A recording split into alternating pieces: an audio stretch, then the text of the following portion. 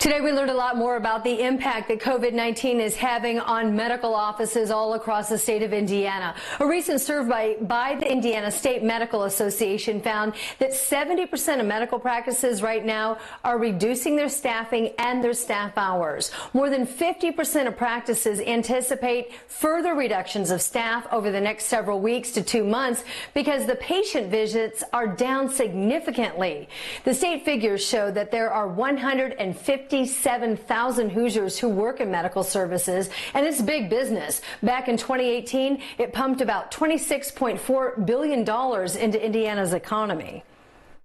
It's really interesting. In healthcare right now, it's kind of feast or famine. We have medical practices that are on the front lines of the COVID-19 response, and they're pretty overwhelmed. And then we have other medical practices that have seen dramatic reductions in patient volume. So, for instance, over 80% of the practices that responded to the survey had seen at least 40% reductions in patient volume, and some practices saw 80 and 90% reductions in patient volumes.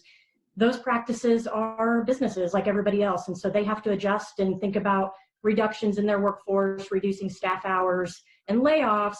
Obviously, we all want to make sure that our doctors' offices are there to give us the care we need when we need it. So that was concerning to us.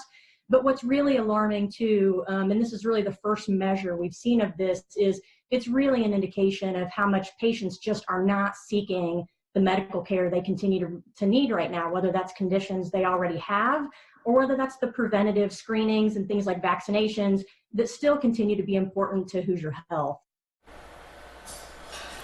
The survey also found that now 71% of practices are using some sort of telehealth, and of course this is going to be key to providing care, medical care, as social distancing continues as we move forward. If you'd like to read the full report, we have a link online for you at WTHR.com.